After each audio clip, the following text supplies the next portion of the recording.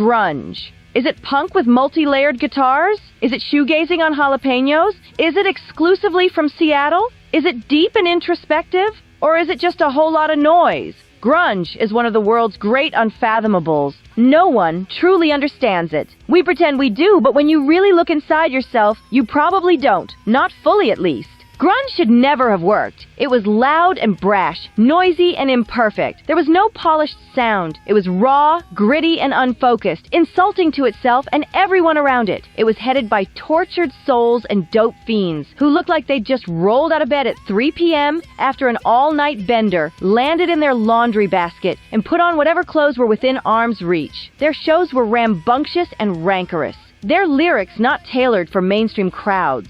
These were not the curated hair metal rockers or peppy party anthem dance tracks of the 1980s. This was something else, something deeply personal. Topics ranged from child abuse to drug addiction to homosexuality and gender to rape and murder to mental collapse and emotional despair. It seemed determined to go out of its way to be as off-putting as possible. Hell, the band Nirvana released a track called Moist Vagina. That's the level of deliberate, calculated offensiveness we're talking about here. And yet, somehow, this Seattle sound took over the world. If you didn't live through the early 1990s, then you have no comprehension of how big grunge went. It killed careers, displaced giants, rewrote the book on how to make music, gave a voice to the teenage demographic for the first time, like really gave them a voice, and made something that, from an outside perspective, was tiny and insignificant into a megawave of reluctant megastars known by nearly everyone on the planet. However, what goes up must come down, and with grunge becoming the global zeitgeist of its era, the toll it took on men and women unprepared for the sudden thrust into the limelight, emotionally and physically, led to a string of tragedies that took the wind from its sails. And by the middle of the decade, grunge had strummed its final chords, as people sought something less irreverent, less confrontational, and more mainstream once again. To understand how grunge had its glorious moment, you first need to understand the people behind it and where they came from. Imagine this. You're a teenager in the Pacific Northwest, which is already a windswept, weather-beaten place that rains most days of the year, but you're not even in Seattle. No, you're in the rural valley towns or out in the sprawling beige suburbs, places like Aberdeen, Tacoma, and Olympia. The Pacific Northwest is already considered America's distant backyard by a lot of people, but imagine being in the backyard of the backyard, as far from the glitz and glamour of New York and Los Angeles as you could possibly get. Your parents hate each other, or they've just gone through a messy divorce, and everything you knew has been turned completely on its head. You're naturally underprivileged, overlooked by the rest of the world, seen but not heard, and forgotten by most. Living small lives in small places, where your entire universe doesn't go beyond 15 square miles. This is where the story of grunge begins. It quietly grew in damp basements, dim bars, and the kinds of garages where the air smelled like rainwater leaking through a cracked skylight. Old speakers humming with static, cheap amps, stale cigarette smoke, and instant coffee left sitting too long. In that soggy isolation, something unusual and wonderfully stubborn began to grow. Loud music made by people who weren't trying to be famous or beautiful or perfect. They weren't aiming for record deals, red carpets, or world tours. They just wanted to make noise, and to make it loud enough to drown out boredom, heartbreak, or the constant drizzle. It wasn't slick like the glam bands strutting down Los Angeles' Sunset Strip, wearing tight leather and tighter smiles. It wasn't polished like the bubblegum pop songs blasting from hairsprayed radio stations, where every note landed exactly where it was supposed to. This new music sounded like rust and grit. It sounded heavy, but not exactly heavy metal. Rebellious, but not quite punk. It was moody, raw, fuzzy around the edges, and too stubbornly honest to be anything that could easily be packaged, labeled, or neatly categorized. At least not yet. It was the kind of music that didn't care about approval. It sounded like the truth on an inconvenient day. The ingredients were simple, almost ordinary. Battered guitars with chipped paint, distortion pedals that buzzed like angry bees or chainsaws, and drums that sounded like they were being hit with overdue rent notices. The musicians mixed the ragged speeds and furious energy of punk with the weight and dark shadows of Black Sabbath-style metal, then tossed in the experimental spirit of indie bands like Sonic Youth. It was a melting pot of the discontented, stirred slowly and loudly. When money was tight, and it usually was, they didn't bother making clean recordings. They didn't even know how. They just cranked every knob to the right, let feedback squeal, and let everything get gloriously muddy. That muddy sound, both distorted and oddly cozy, became part of the aesthetic. What wasn't clean, clear, or professional began to feel authentic. It felt like real life, like rain puddles and chipped boots and journals filled with crossed-out thoughts. In the mid-1980s, bands like the Melvins, Green River, and Mudhoney thrashed away at small Seattle venues with names like the Central Tavern and the Crocodile Cafe. Unaware they were accidentally building the foundation for a cultural tidal wave. Buzz Osborne of the Melvins slowed punk's usual breakneck pace down to a grinding crawl, making punk feel like it had slogged through wet cement. Green River, whose guitarist Mark Arm famously described their music as ultra-loose grunge, played something that felt like metal played backwards or punk played upside down, with a smirk. It wasn't yet a genre. It wasn't even a movement. It was more like a shrug, a feeling, or maybe a growl. It sounded like uncertainty and freedom, all tangled into power chords. Somewhere in that noisy mix of wet sneakers, borrowed amps, and duct-taped microphones were two ambitious record store guys, Bruce Pavitt and Jonathan Poneman, who decided to bet their money, their reputations, and possibly their sleep schedules on this unruly scene. And they ran, a tiny independent record label called SubPop, headquartered in an office that looked more like a rehearsal space with paperwork. They weren't shy about hyping Seattle as if it were the new Liverpool, only wetter, less fashionable, and with more pickup trucks. They signed local bands, not because they were refined, but because they were raw, loud, and wonderfully strange. SubPop used gritty photographs, stark black and white designs, and descriptions that proudly used the word grunge, a slang term for dirt, grime, and exactly the kind of imperfect beauty they wanted to sell. So, in cheap zines and photocopied record catalogs, Pavitt praised Green River's dirty sound as if it were a musical revolution, which, in a way, it was. The musicians themselves didn't call it grunge. Most of them didn't think it needed a name at all. But the word stuck, anyway, partly because it sounded ugly, and partly because it was perfect. Still, there wasn't one real Seattle sound. Mudhoney didn't sound like the Melvins, who didn't sound like Soundgarden, who didn't sound like the early version of Nirvana, practicing in Aberdeen with duct tape on their gear. Some leaned into metal, others into punk, some into both, but upside down, and some simply didn't lean at all. They weren't matching uniforms. They were mismatched puzzle pieces no one had finished sorting. The only real thread holding them together was geography, distortion, damp practice spaces, and an accidental sense of unity formed by proximity and shared weather forecasts. By 1989, the Capitol Hill neighborhood in Seattle had become an unofficial headquarters for the ragged, shaggy, coffee-fueled underground. Bands played shows in grimy clubs crowded with flannel, ripped jeans, worn-out Converse, thrift store coats, and dedicated headbanging. There was sweating, moshing, laughter, and the occasional guitar smashed into the stage floor, not for showmanship, but simply because it felt like the right thing to do. Nobody was famous, but everyone felt like something was happening, even if they couldn't name it or properly explain it. Once in a while, someone from Los Angeles would visit, look around at the damp streets, the quiet humility, and the thunderous music, and scratch their head. How could a place so unglamorous produce something so electrifying? How could a land of coffee shops, rain clouds, and thrift store shirts give birth to a sound that felt like it mattered? But Seattle didn't need glamour. It had authenticity, distortion pedals, stale coffee, and an undeniable collective boredom that somehow turned into creativity. By 1990, Seattle was still mostly known for rain, coffee, and bowing, not the birth of a cultural revolution. Alice in Chains released Facelift with Man in the Box sneaking onto MTV like a rebellious kid slipping past a velvet rope, quietly preparing the ground for everything about to come. It wasn't flashy or flamboyant, but it lingered on screens, its grimy riffs and haunted vocals refusing to be ignored.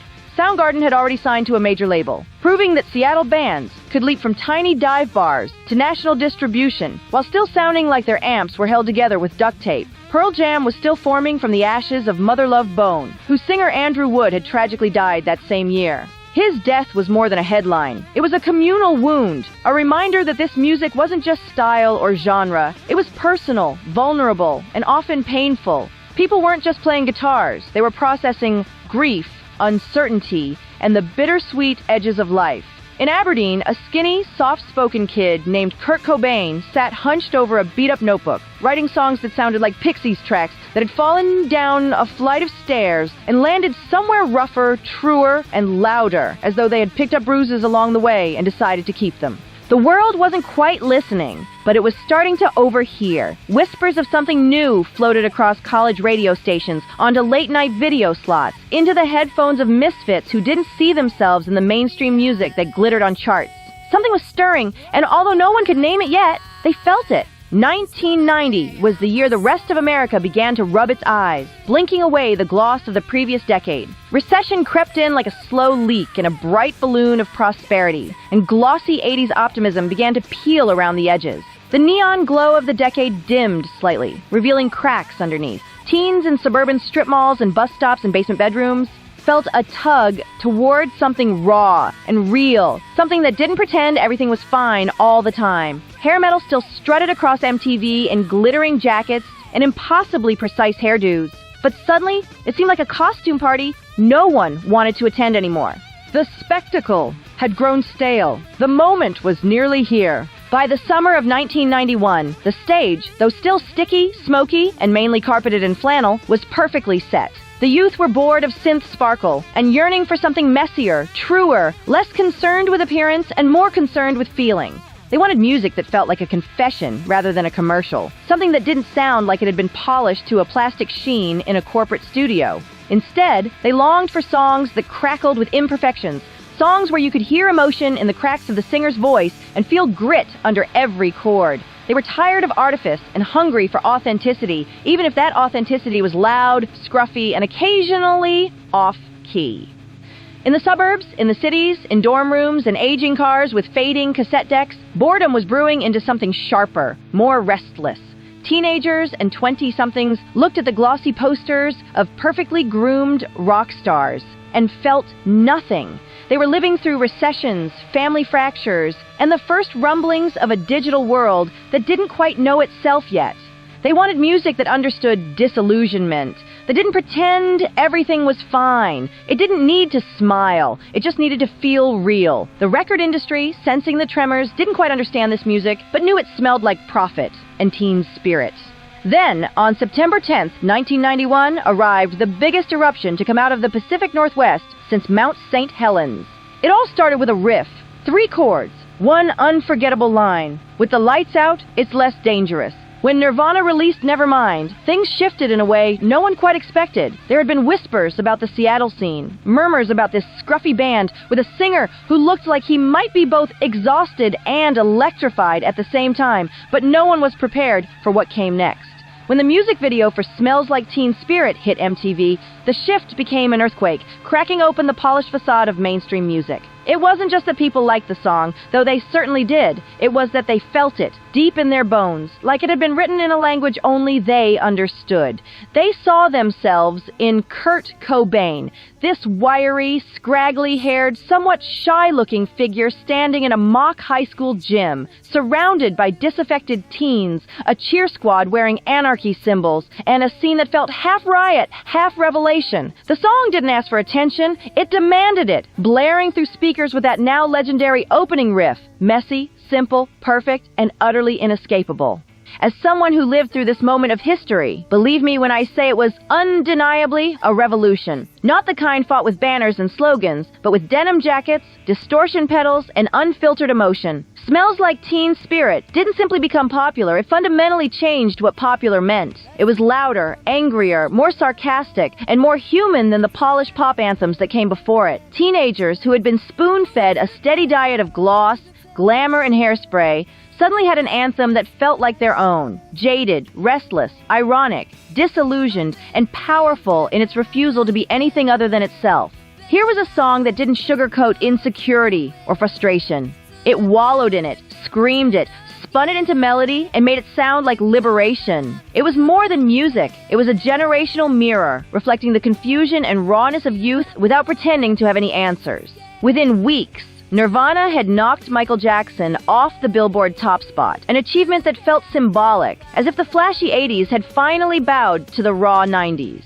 Cobain, who had once recorded for $600 in a small Seattle studio, was suddenly the most recognizable and unlikely voice in rock. It said to kids that anyone could make it, with enough guts, enough grit, and enough grunge. But here's the magic of 1991. It wasn't just Nirvana causing tremors. Pearl Jam's 10 had arrived a month earlier, delivering a more introspective and emotionally raw interpretation of the emerging style, with Eddie Vedder's rich, resonant voice sounding like the internal monologue of every quiet kid who had ever spent too much time thinking about life, loneliness, and purpose. Soundgarden's Bad Motorfinger raised the voltage and flooded the airwaves with Chris Cornell's soaring, operatic vocals that could sound haunting one moment and volcanic the next. Alice in Chains' Facelift brought a darker, metal-infused edge, their harmonies weaving a gritty beauty that rattled with despair and intensity. It was a perfect storm of styles, all anchored by distorted guitars, flannel, and unfiltered honesty.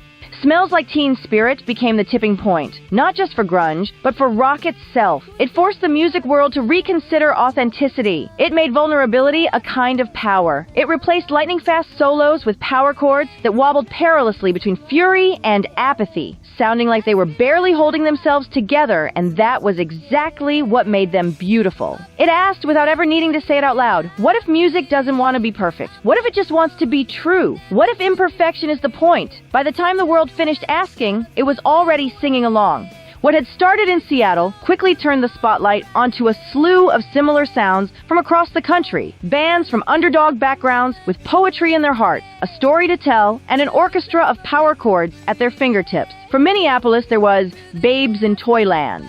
From Los Angeles, there was L7 and Hole. But perhaps the most notable contemporary in the early 1990s to the ground-shifting grunge bands from Seattle was the Smashing Pumpkins. Led by Billy Corgan, the 6'3" giant with the face of a choir boy, but with a nasal Chicago scream and an almost fanatical fixation on perfection, the Smashing Pumpkins regularly raided the charts and were often categorized as Nirvana's closest rivals by music observers, despite the personal connection between Cobain and Corgan, coupled to the fact that they both had a romantic stint with Hole's frontwoman, Courtney Love. By 1992, the rest of the world had caught on, even if Seattle wasn't quite sure how it felt about being discovered. It was an odd cultural moment when the songs were full of angst, apathy, frustration, and defiance. Yet the wider world seemed determined to sell flannel shirts for $79.50 and distressed jeans with pre-manufactured tears. Marc Jacobs sent supermodels down the runway wearing elegant versions of clothes that Seattle kids had originally picked up at church thrift shops, army surplus stores, and the bottom of laundry piles. The original musicians, who still wore their clothes simply because they were cheap, warm, and comfortable, looked at all this with raised eyebrows, half smiles, and muttered things like the G word, mostly to avoid saying grunge at all. For them, the word felt too tidy, too neat, too polished, almost like a product, when in fact the music had been anything but. Yet despite the marketing campaigns, magazine covers, and late-night talk show jokes, the designers, promoters, and reporters could not quite tame grunge. It resisted definition the way mist resists being held. Grunge had made its way to glossy magazines and suburban malls, but it still carried in its bones the smell of crowded basement shows, damp guitars, fuzz pedals whining under cheap lighting, and the feeling of Saturday nights spent in tiny venues where nobody had reserved seating. It carried the charm of second-hand guitars with chipping paint and duct-taped amplifiers, the spirit of musicians who seemed genuinely surprised that anyone outside of Washington and Oregon was paying attention.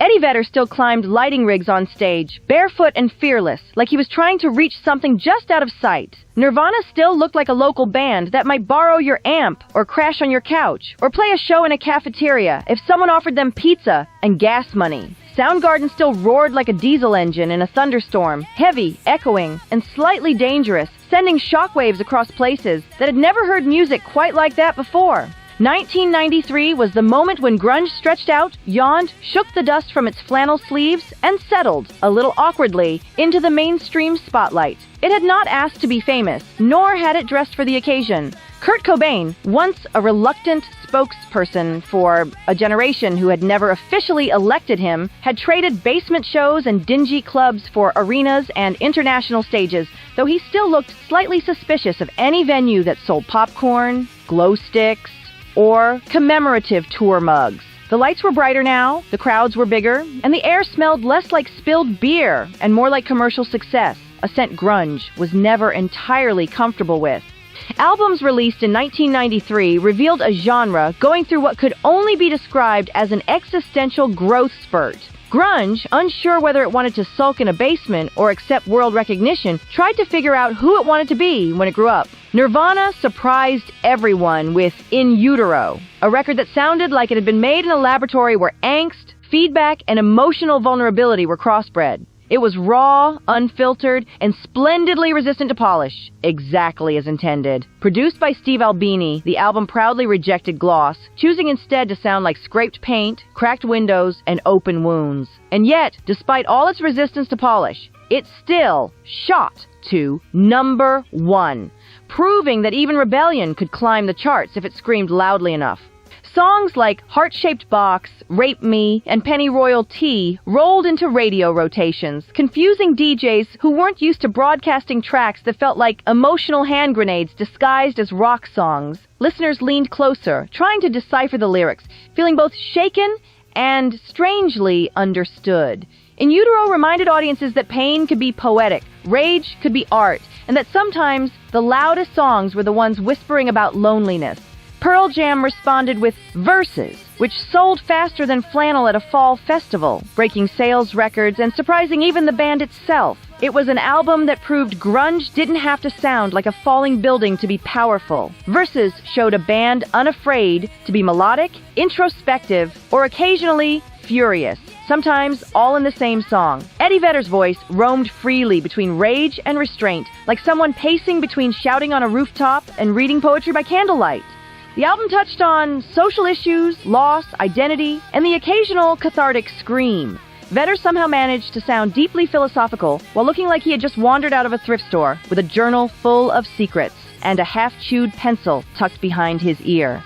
Soundgarden, meanwhile, stormed forward with Super Unknown, which would be released in March 1994, though in 1993 they were still riding the fumes of Bad Motor Finger, touring and melting faces, with Kim Thile's monstrous guitar tone that felt like thunder trying to speak in full sentences. Chris Cornell's voice, that elastic marvel, could leap from a whisper to a sky-splitting howl in a single chorus, sounding at times like heartbreak, at times like prophecy.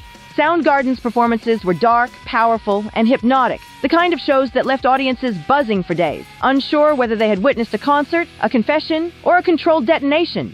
Alice in Chains, meanwhile, drifted through 1993 like a haunting dream, their harmonies darker and more mournful than their grunge peers. Though Jar of Flies would officially arrive in early 1994, its songs were already floating around the Seattle air like beautiful ghosts, acoustic, haunting, and strangely elegant. The band had always sounded a little like a foggy mountain murmuring secrets, and now, through songs like Nutshell and No Excuses, those secrets became clearer, more vulnerable, and emotionally piercing. Lane Staley and Jerry Cantrell's harmonies sounded like the aching echo of old truths, and their music drifted through the grunge era like a candle in a dark room. However, I think the true high watermark for grunge, the moment it reached peak authenticity, was Nirvana's MTV Unplugged in New York on November 18, 1993. This was Kurt Cobain's last attempt to draw his music back from the commodified mess that had become of his craft. It was deeply intimate, acoustic, not set in a sold-out stadium or music festival, but a small studio. Though one could argue that the performance was limited by its acoustic setup, Nirvana was able to play stripped-down versions of even their heaviest hits, like About a Girl and On a Plane. Cobain chose not to play the hits. There was no Smells Like Teen Spirit, no Heart-Shaped Box, just a selection of his most personal and deeply heartfelt tracks like Polly, Something in the Way, and All Apologies. With fellow rock band The Meat Puppets alongside, the show was 53 minutes of glorious rawness. It was perhaps the quietest moment in Nirvana's short and turbulent history. While Cobain was hesitant to want to do the show, even threatening to cancel the day before, the performance went ahead. And with this one golden opportunity to do something truly unique, Nirvana didn't disappoint. To my mind, and to paraphrase another misunderstood genius, that was where the wave finally broke and rolled back. And when the wave of grunge did roll back in 1994, it swept away everything. Once the corporations had sunk their teeth into what was hip with the kids, with department stores selling flannel shirts at ridiculous markups, glossy magazines explaining how to achieve the disheveled Seattle look, and the boardrooms of major record labels trying to bottle disaffection and sell it for $19.99, the spark was truly lost. The original vision of the artist was not to become commodities, faces to be put on a t-shirt and fleeced to the masses. Cobain and his contemporaries never set out to write hitmakers. If anything, the songs that became hits were the songs they didn't really put their hearts into. Songs like Polly, Rape Me, and Something in the Way, deep, emotionally driven dirges meant to make people take a good hard look at both themselves and wider society, fell by the side of the road during their original release, appreciated by a few, but mostly steamrollered out the way by the hard-hitting Smells Like Teen Spirit and Heart-Shaped Box. Grunge artists didn't even like the name grunge. It may have been a term they'd coined, but to have it bestowed upon them by corporate marketing teams to give it an edgy, dirty sound was something none of them appreciated. The Seattle bands, much to their resentment,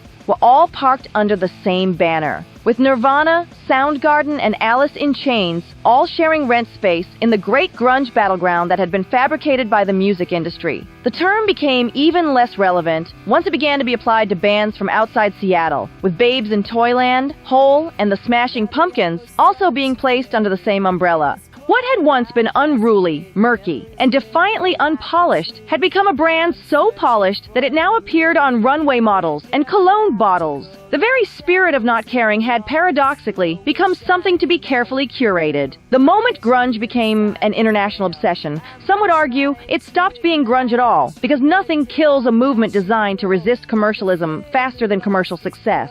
Kurt Cobain became the reluctant poster child of this tension, a living contradiction in torn sweaters and soft-spoken interviews. He didn't want to lead a movement, yet every magazine called him the poet laureate of Generation X, the spokesperson for the disenchanted and disillusioned.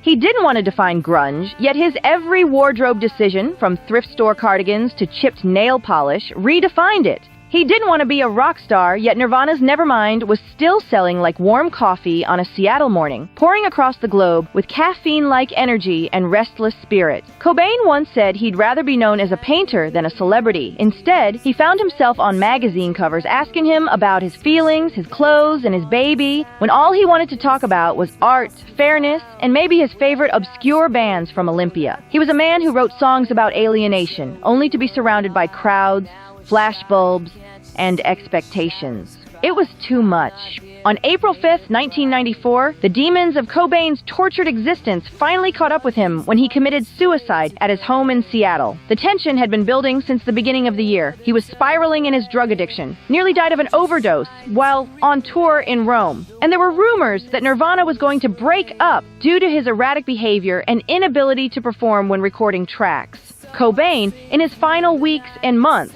had lost the will to live and was doing anything he could to kill himself. That moment came, alone, with a shotgun, in the greenhouse above the garage at his Lake Washington Boulevard East house, and with it, grunge lost not just a voice, but its conscience, its compass, and its contradiction. The movement had thrived on being raw and real, and now its most raw and real figure was gone, leaving behind ringing guitar feedback, unanswered questions, and a silence that somehow felt louder than the music ever had. That moment marked the beginning of what people later called the downfall. Though really, it was more of a quiet unraveling than a dramatic collapse. There was no single switch that turned grunge off. Bands didn't suddenly stop playing distorted guitars or writing songs about loneliness, disillusionment, or feeling stuck in a world that didn't quite make sense. But something had shifted, like a slow weather change, not a storm. Grunge had always sat a little uncomfortably in the spotlight, squinting under TV studio lights and shrugging through award ceremonies, and now, under the hot glare of mass attention, it blinked, shuffled its feet, and slowly moved aside. Music labels, smelling success, began signing grunge-like bands from everywhere except Seattle, as if geography were merely a suggestion and attitude could be imitated in a rehearsal room.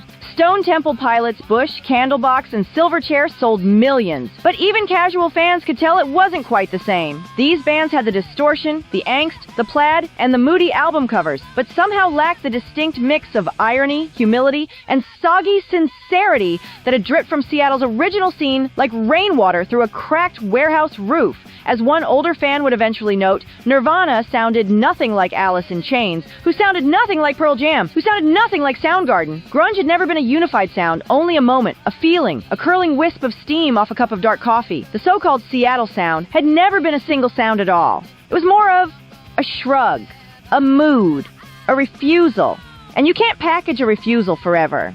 Meanwhile, the remaining Seattle bands tried to steer the ship while keeping their souls, an uncomfortable balancing act between authenticity and expectation. Pearl Jam, wary of fame's claws, waged war against Ticketmaster, effectively blocking their own ability to tour conventionally. It was a noble and stubborn act, exactly the kind of thing a grunge band would do, but it also meant fewer shows, fewer fans, and more confusion. Soundgarden kept touring, but with rising pressure to be emotionally raw in interviews while still sounding perfectly produced in stadiums, the contradiction eventually wore them down. They had never been built for arenas. They had been built for cramped clubs, where sweat dripped from low ceilings and the floor vibrated beneath muddy boots. Alice in Chains retreated more quietly, just trying to keep afloat amid addiction issues, personal uncertainties, and the slow, heavy realization that not every story would have a triumphant comeback. Even the surviving pioneers felt the weight of being pioneers. It had been easier when nobody cared, or at least when the only people who cared were crammed shoulder to shoulder in sticky, dim clubs near Elliott Bay, nodding to the music as though they were sharing a secret. Then there was the simple matter of taste. By 1995, the world seemed ready for something sunnier, maybe even British. Young listeners traded flannel for parkas and angst for swagger. Instead of muttering, "Here we are now, entertain us," they sang, "You and I are gonna live forever." Britpop arrived like a cheeky neighbor knocking on Seattle's door and saying, "Thanks for the gloom, but we'll take it from here." Suddenly there were songs about champagne, cigarettes, city lights, and youth that was not only restless, but also proud. Grunge didn't die. It receded, like the tide pulling away from a gray Washington beach, leaving behind saltwater, driftwood, and memories. Grunge had always been too wet, too introspective, too reluctant to smile for too long. Perhaps the world just wanted to smile again. Though many of the original bands had buckled under the weight of fame, tragedy, or simply exhaustion, the spirit of grunge had already escaped into the wild, stretching beyond its Seattle roots and settling into the cracks of music scenes across the world. Post-grunge emerged, full of bands that still worshipped big guitars, big feelings, and an unfiltered sense of honesty, but didn't mind if their sound was a little cleaner, a little more digestible for radio, television, and suburban car stereos. Some grunge purists scoffed at this smoother approach, shaking their heads at the polished vocals and more predictable guitar riffs, but listeners, especially those who were too young to have seen Nirvana or Soundgarden in their prime, still heard something familiar in the distortion, in the introspection, in the lyrical doubts, and quiet vulnerability. The angst was cleaner, maybe, but the heart was still beating, and there was still a pulse that felt very much alive. By the late 90s, Pearl Jam had grown into the genre's responsible older sibling, touring relentlessly while refusing to act like traditional rock stars. They quietly led by example, proving that it was possible to survive fame without becoming a marketing slogan or a cautionary tale. At their concerts, the lights weren't overly dramatic, and the clothing was still simple, but the energy was pure, and the connection with the audience very real. Alice in Chains, battered by loss, addiction, and emotional exhaustion, vanished into a difficult silence that felt like mourning, only to re-emerge years later with a new voice, but the same heavy soul, trading despair for reflection without losing their sense of gravity.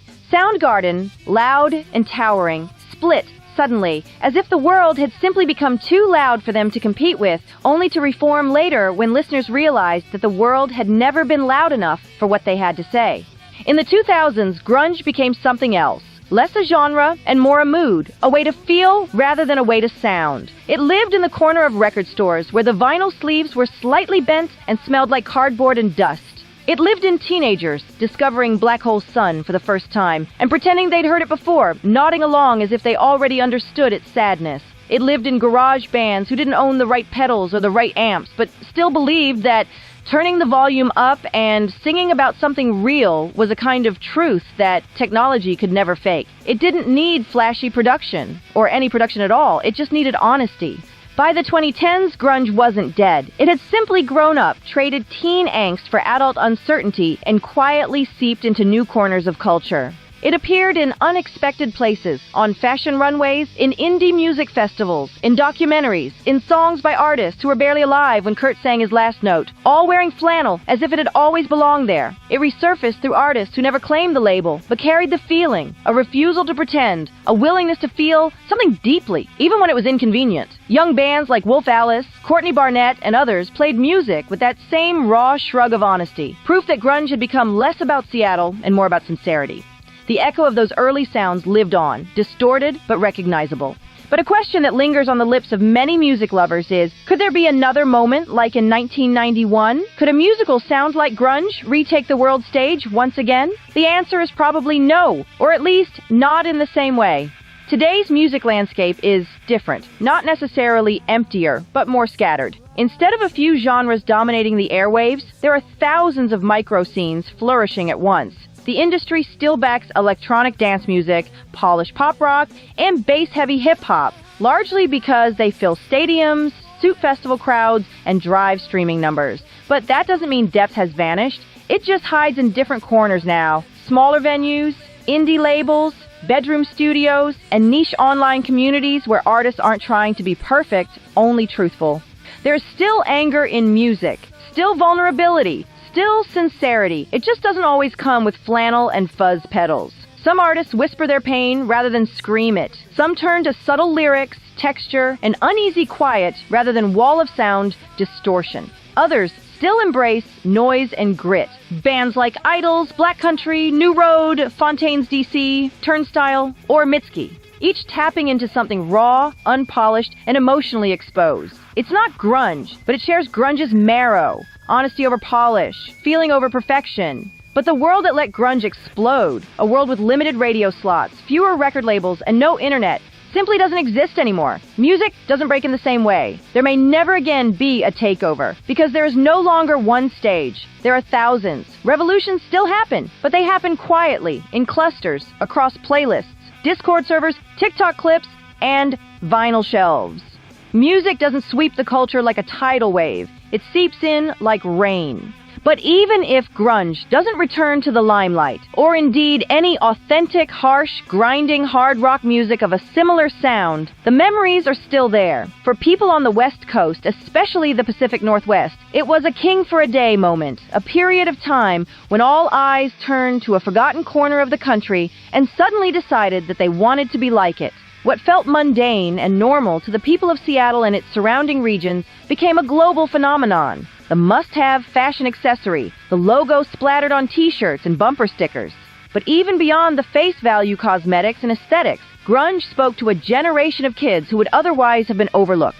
It was the musical outlet for those burdened by the ennui of living in a place where nothing happened, no one noticed, and you felt so small and unimportant in a wild, whirling universe. Like a flea on the back of the biggest elephant, it spoke to kids who would sit in their bedrooms on the seemingly endless rainy nights in towns like Aberdeen, Olympia, Forks, and Lake Cushman, surrounded by homework and listening to their parents arguing downstairs, asking themselves, is this it?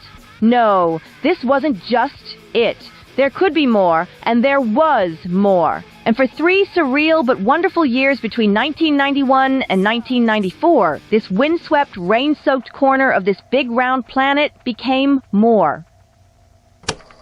Come along, let's sing, where the joy will bring.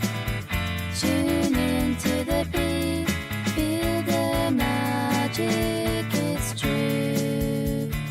Channel 199 X, we're here just for you, for you.